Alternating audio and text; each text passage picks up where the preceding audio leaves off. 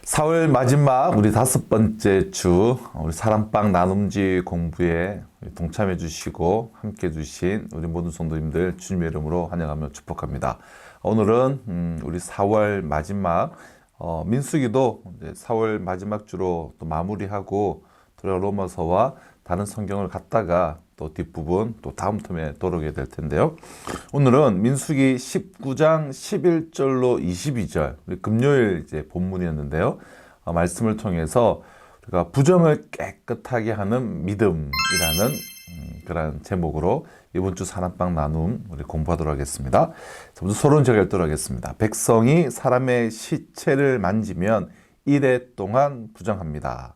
그 부정에서 깨끗해지려면 시체를 만진 날로부터 셋째 날과 일곱째 날에 잿물로 씻어야 합니다.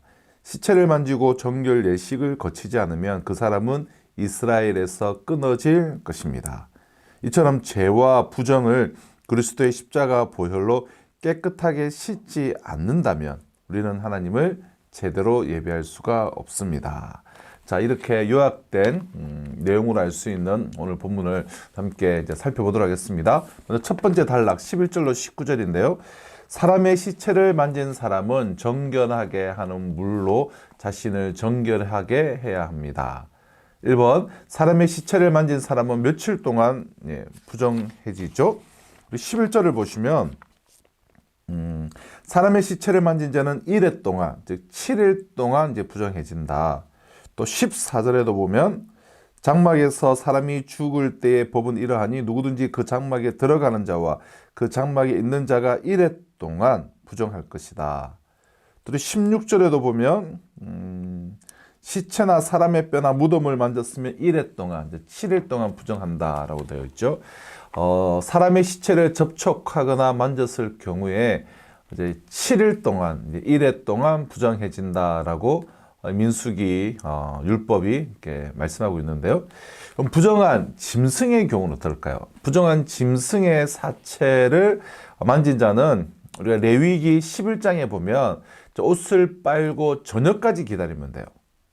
이제 죽은 시체, 이제 부정해진 시체를 만지면 그러니까 하루죠. 하루 동안 정결에 이르는 시간을 가져야 된다라고 레위기 11장이 기록하고 있는데 이에 반해서 지금 사람의 시체를 만진 자는 7일 동안, 1회 동안 정결을 이루는 시간을 가져야 했습니다. 그럼 사람의 시체를 만졌을 경우에 이 짐승의 시체를 만졌을 때보다 정결에 이르는 시간이 훨씬 더 길다라는 사실을 우리가 알 수 있는데요. 이것은 사람의 생명이 이 짐승의 생명과는 비교할 수 없을 정도로 더 귀하기 때문입니다. 그럼 시신을 만진 자가 부정해진다라는 것은 역설적으로 하나님은 거룩한 분으로서 생명 가운데 계신다라는 것을 이제 반증을 하는 그런 모습인데요. 하나님은 생명 가운데 계시고 하나님의 속성은 빛이요 생명이기 때문에 이 죽음 또 어둠을 상징할 수 있고요. 그리고 거룩과 반대되는 이제 부정적인 그런 상징성을 갖고 있는 것인데요. 그럼 창조주 하나님께서 이 생명의 근원이시기에 이 생명에 가까운 것을 우리가 이제 정하다, 깨끗하다라고 한다면 이 사망에 가까운 것, 죽음 대표적이죠. 사망에 가까운 것은 우리가 부정하다라고 이제 하고 말씀하고 있는 것이죠. 즉 하나님은 창조주로서 생명과 거룩의 근원이십니다. 그러므로 백성이 거룩하신 하나님 앞에 나아가려면 반드시 그의 죄와 부정의 문제를 해결해야만 했습니다. 그래서 부정해진 자는 7일 동안 정결케 되는 과정을 가져야 한다는 것이죠. 우리 2번, 사람의 시체를 만져 부정해진 사람은 어떻게 정결해질 수가 있는가? 우리 12절 한번 보실까요? 12절을 보시면 그는 셋째 날과 일곱째 날에 잿물로 자신을 정결하게 할 것이라. 그리하면 정하려니와 셋째 날과 일곱째 날에 자신을 정결하게 하지 아니하면 그냥 부정해진다. 17절로 19절에도 그 부정한 자를 위하여 재를 깨끗하게 하려고 불사른 재를 가져다가 흐르는 물과 함께 그릇에 담고, 또 정결한 자가 우슬초를 가져다가 그 물을 찍어서 뿌리고, 또 19절에 그 정결한 자가 셋째 날과 일곱째 날에 그 부정한 자에게서 또 7번 뿌려서 정결하게 진다. 뭐 이런 내용인데요. 그럼 사람의 시체를 만지 깨끗해진 사람은 어떻게 정결해질 수가 있는가? 1회 동안 정결해지는 기간을 가진 후에 셋째 날과 일곱째 날에, 그러니까 두 번이죠. 정결하게 하는 잿물을 몸에 뿌려서 이제 정결해질 수가 있었습니다. 이 정결해지는 잿물에 대해서는 우리가 3번에서 말씀을 하겠죠. 자, 시신을 만져서 부정해진 사람은 7일 동안 정결 기간을 갖되 셋째 날과 일곱째 날에 이 잿물로, 우리 과거에 빨래를 할 때 이렇게 나무를 이렇게 아구니에 넣어서 그 재를 다 탄 숯을 가져와서 물에 넣어 놓으면 이게 찌꺼기를 딱 건져내고 이 잿물이 이 빨래를 하거나 이 설거지를 할 때, 당시에는 세제가 없었으니까 그 잿물을 이제 사용하지 않았습니까? 이제 그러다가 이제 개화기 때 이제 미국이라든지 서양에서 이제 서양식 이제 세제, 잿물이 들어왔죠. 그래서 우리 양잿물, 서양에서 들어온 잿물이다. 그래서 양잿물이라고 하지 않았습니까? 오늘날 이제 세제의 한 형태일 텐데요. 이러한 이제 잿물로 자신을 깨끗하게, 정결하게 이제 해야 했는데요. 이 잿물은 보통 물이 아니라 부정을 씻어서 정결케 하는 그러한 물이었습니다. 그래서 어떤 사람이 이 시신을 만지면 정결한 자가 우슬초를 가져다가 그 잿물을 찍어서 장막과 기구에 뿌리고 셋째 날과 일곱째 날에 그 부정하여진 자에게 뿌리고 또 옷과 몸을 씻어서 정결하게 해야 했습니다.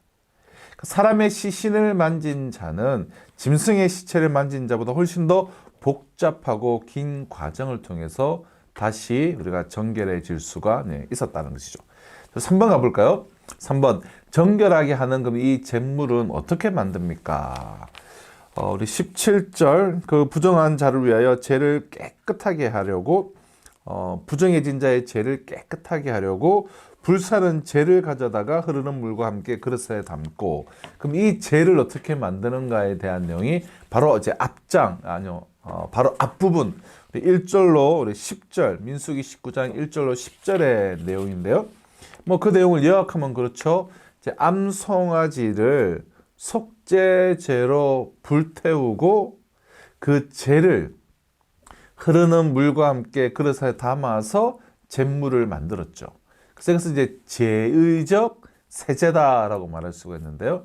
우리가 과거 잿물을 세제로 사용했듯이 제의적인 이제 세제다, 잿물이다 말씀할 수가 있는데요.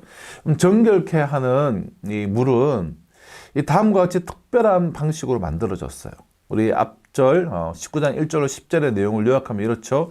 흠이 없이 온전하며 멍에를 메어보지 아니한 깨끗한 붉은 암송아지를 진영 바깥으로 끌고 나가서 잡은 다음에 어린 양 대신 예수 그리스도가 예루살렘 성문 밖에 골고다에 매달린 것처럼 진영 바깥으로 끌고 가서 잡은 다음 그 피를 회막 앞에 7번 뿌리고 그 가죽과 고기와 피와 똥까지 이 진영 밖에서 다 불사른 후에 태우고 남은 그 재를 가져다가 재를 잘 보관해 두었다가 이렇게 부정한 자가 생기면 그 재를 흐르는 물과 함께 그릇에 담아서 부정을 깨끗하게 하는 이 제의적 세제, 즉 잿물, 부정을 깨끗하게 하는 물로 이제 만들어서 사용을 했습니다.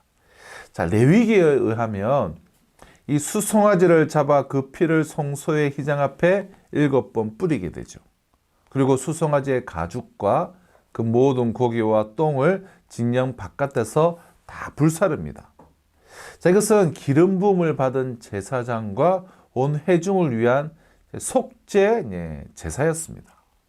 정결케 하는 이 물은 이처럼 속죄 제사의 과정을 거친 이 송아지의 제, 그 제를 이용해서 만들어진 것입니다.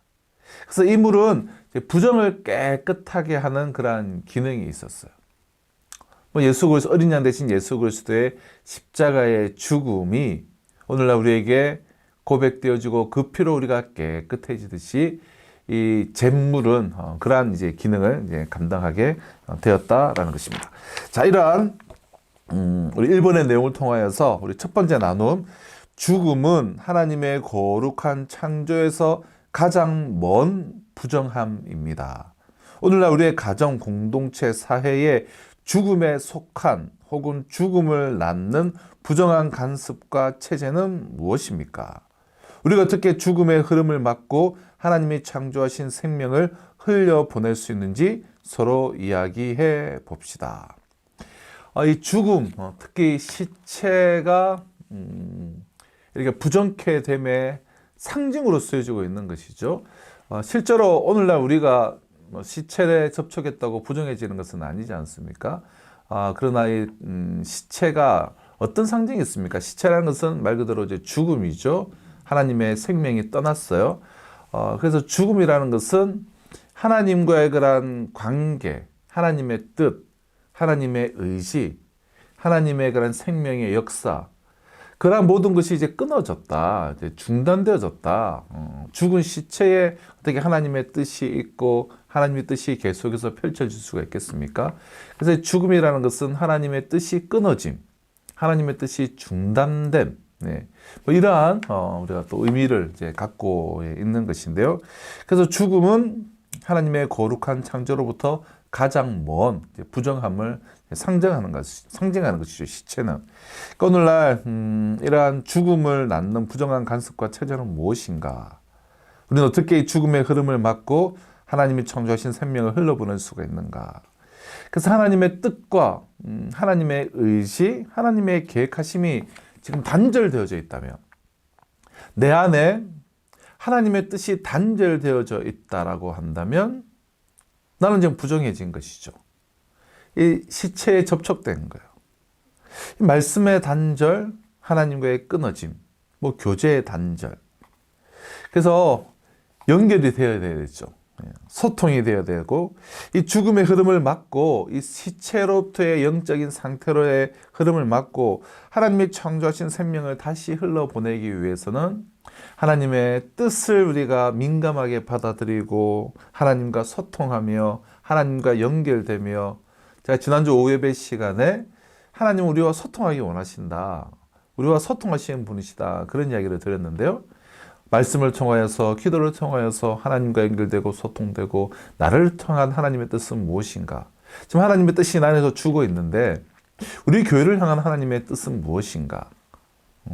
끊임없이 소통하며 뜻을 알고 드러냄. 오늘 이번 주 사랑방 모임 가운데서도 우리가 이러한 것을 나누는 것이죠. 내 안에 좀 하나님부터 단절된 것이 무엇인가? 이것이 죽음의 모습이고 부정함의 모습인데, 어떻게 보다 하나님의 뜻이 나 안에서 다시 살아나고 하나님의 생명의 역사가 나타날 것인가? 그런 게 말씀을 붙잡고 기도하고 나누고 끊임없이 하나님의 말씀과 소통하며 그 말씀에 순종하며 나아가는 삶. 이런 것들이 죽음의 흐름을 막고 하나님의 창조하신 생명을 흘러보낼 수 있는 것이죠. 우리 가정적으로 적용해도 되겠고, 나 개인적으로 또 우리 교회 안에도 우리가 이러한 하나님의 뜻과 단절된, 혹은 하나님의 뜻을 가로막는 참 그런 일은 있지는 않는가. 잘 돌아보는 것이 참 중요하지 않을까 싶습니다. 참 많은 나눔을 할 수가 있습니다. 자, 나눔 2번. 사람을 온전히 정결하게 하는 물은 흠없는 예수님의 피입니다. 예수님을 믿는 사람은 부정한 죽음에서 벗어나 거룩한 생명을 지니고 살아가게 됩니다. 예수님을 믿음으로 내게서 사라진 죽음의 그늘과 새롭게 생겨난 생명의 빛은 무엇인지 이야기 나눠봅시다. 저 개인적으로는 예수님을 믿음으로 내게서 사라진 죽음의 그늘. 자, 과거에는 내가 지금 짐을 지려고 할 때가 많았어요. 그러니까 내가 해야 된다, 내 힘으로 하려고 하고. 그러나 지금 새롭게 생겨난 생명의 빛은 어제 금요 기도의 말씀의 내용이기도 한데요. 짐을 온전히 맡기는 거예요. 가장 높은 분이 가장 모든 것을 최종에 짐을 지시고 책임을 지세요. 내가 결정하려고 하고 내 뜻대로 하려고 하는 그 모든 것들. 사실은 짐이잖아요. 그 모든 짐을 맡기고 하나님께 온전히 내어 맡김. 내가 지고 있는 짐을 내려놓고, 그것이 제가 경험한 죽음의 그늘이 사라지고 새로운 생명의 빛을 경험하는 삶의 모습이지 않을까 싶은데요. 저 과거에 이제 숭록의 고 정필도 목사님께서 그런 이야기를 많이 하셨어요. 많은 사람들이 목회를 자기의 힘으로 하려고 한다는 거예요. 그래서 이것을 비유를 엘리베이터산, 이 목회라는 것이 하나의 엘리베이터산을 넘는 과정과 같은데 자기가 막 열심히 막 넘으려고 한다는 거예요. 자기 힘으로 한다는 거예요. 근데 자신은 그렇게 하지 않고 헬리콥터로 타고 넘었다는 거예요. 뭐냐면 전적으로 성령의 인도하심을 기대하고 성령님께 순종하고 기도를 통하여 성령님의 인도하심을 받고, 그러니까 성령님이 이끄시도록 본인은 순종만 했더니 마치 헬리콥터를 타고 엘리베이터 산을 넘는 듯한 그러한 목회 여정을 걸으셨다. 그런 고백을 하시는 것들을 제가 가슴에 이제 새기고 있는데요. 내가 짐을 지는 짐을 내려놓고 맡기는 것. 이것이 하나의 또 저에게서의 그런 모습인데요. 우리 각자가 한번 서로 나눠보시죠. 저는 큰 2번입니다. 자신을 정결하게 하지 않으면 공동체를 부정하게 만듭니다. 우리 20절, 22절. 1번, 시체를 만지고도 정결 예식을 거치지 않으면 결국 무엇까지 더럽히게 만듭니까? 우리 13절을 보시면 무엇이죠? 누구든지 죽은 사람이 시체를 만지고 자신을 정결하게 하지 아니하는 자는 여호와의 성막을 더럽힘이니라. 20절에도 사람이 부정하고도 자신을 정결하게 하지 아니하면 여호와의 성소를 더럽히게 된다. 네. 그러니까 여호와의 성막, 여호와의 성소, 다르게 말하면 이 공동체, 교회까지 더럽히게 된다는 거예요. 여러분, 시신을 만지고 정한 규례에 따라서 이 정결 예식을 치르지 않는다면 그 일로 인하여서 성막이 더럽혀지고 그가 속한 교회 공동체가 더럽혀지게 돼요. 그리고 그 사람은 최종적으로는 성막을 더럽힌 죄 때문에 백성에게서 끊어지게 돼요. 한 사람의 범죄는 자기의 몸만 더럽히는 것이 아니라 성소를 더럽힌다는 것을 알 수가 있습니다. 즉, 한 사람의 죄는 그 개인의 죄로 그치고 끝나지 않고 공동체 전체에 영향을 끼친다는 거예요. 그러므로 한 개인이 죄와 어떤 부정에 노출되었을 때 공동체는 사실 이것을 대충 넘겨서는 안 되죠. 공동체 예배에 참여하는 모든 성도는 그러므로 자신을 돌아보고 꼭 이 정결의 과정을 잘 거치셔야만 합니다. 그래야 거룩하신 하나님 앞에 내가 올바른 예배자로 내가 설 수 있어요. 오늘날 성도가 예수님의 십자가 앞에서 자신의 죄와 부정을 우리가 자백함으로써 모든 불의에서 깨끗해지는 은혜를 우리는 경험해 줄 수가 있는 것이죠. 이 죄와 부정됨을 고백하고 깨끗이 하지 않고 계속해서 자기의 의로 나아가려고 할 때 이 공동체가 더럽혀지고 자신도 하나님이 기뻐 받으시는 사람으로 설 수가 없는 것이죠. 자, 2번입니다. 부정한 사람이 정결의 의무를 지키지 않으면 그럼 어떠한 형벌을 받습니까? 공동체를 더럽히는 것뿐만 아니라 어떠한 형벌을 받죠? 20절 하반절을 보실까요? 그러므로 회중 가운데서 끊어질 것이니라. 그는 정결하게 하는 물로 뿌림을 받지 아니하였은즉 부정하니라. 먼저는 여호와의 성소를 더럽히다가 결국은 회중 가운데서 끊어지게 된다. 이스라엘 회중 가운데서 끊어지게 된다는 거예요. 만약 부정한 자가 자기 몸을 깨끗하게 하지 않는다면 그는 회중 가운데서 끊어지게 돼요. 회중 가운데서 끊어지게 된다는 것은 거룩한 백성으로 살지 못한다는 것을 의미하죠.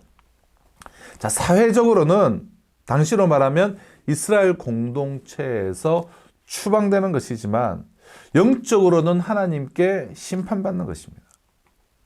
그럼 개인의 정결과 이 부정이 공동체의 생활과 긴밀하게 연결되어 있다는 것을 알 수 있습니다. 사람이 부정으로부터 100% 완전히 자유로울 수는 없습니다. 그렇게 더욱 부정에 우리가 노출될 때마다 지체 없이 부정을 깨끗하게 하는 이 과정을 우리가 거쳐야 돼요. 오늘날 우리가 죄와 부정을 깨끗하게 하는 방법은 십자가에 못 박혀 속죄 제사를 이루신 온전히 이루신 예수님의 은혜를 의지하는 거예요. 그 정결하게 하는 보혈의 피로 나를 깨끗게 하는 것이죠. 오직 주 예수의 거룩한 피가 우리를 죄와 부정으로부터 깨끗하게 할 수가 있습니다. 자, 나눔 3번입니다. 성도의 부정은 자신을 더럽히는 데 그치지 않고 하나님의 이름을 더럽히며 공동체의 순결함을 훼손합니다. 소수의 일탈로 시작하여 교회 공동체 속에 파고든 부정한 문화가 있습니까? 이를 정결하게 하려면 무엇을 어떻게 해야 할지 서로 의견을 나누어 봅시다. 여러분, 오늘 이 본문이 주어진 이유도 우리 지난주에 나누었던 우리 16장이었습니까? 고라와 다단과 아비람과 온, 이 소수의 모세와 아론, 즉 제사장의 권위에 대한 도전과 자신들이 높아지려고 했던 이 모든 악함, 그러니까 하나님의 뜻과 끊어진, 하나님의 뜻과는 반대된 그 소수의 일탈로 인하여서 수많은 자들이 죽게 되고, 그래서 이스라엘 공동체 안에 지금 시체가 너무 많아요. 그러니까 그 시체에 접촉된 이들이 많이 생기게 됨으로써 이 부정케 되는 문제들이 일어나게 된 것인데요. 이 성도의 부정은 자신을 더럽히는 데 그치지 않고 참 공동체의 순결을 훼손하게 돼요. 그럼 이렇게 소수가 되게는 못해도 안 되게는 할 수 있어요. 열매를 맺지 못해도 모두가 열매를 맺지 못하게 할 수 있어요. 교회가 정말 진리를 향하여 뻗어나가는데 방해가 되고 막을 수는 있어요. 참 그런 일이 오늘날 참 많죠. 그럼 소수의 일탈로 시작하여서 교회 안에 이런 부정적인 문화가 일어나서는 안 돼요. 부정적이고 권위에 대해서 도전을 하고 하나님의 뜻과 하나님의 선하신 뜻과는 상관없이 자기의 뜻대로 하려고 소리를 높이는 이들이 생기고, 이를 정결하게 하려면 어떻게 해야 될 것인가? 참 먼저 그 각자 그 개인이 정말 하나님 앞에 서는 것이 중요할 것이고, 또 우리 모두가 저부터 시작해서 우리가 정말 내가 부정케 된 것은 없는가?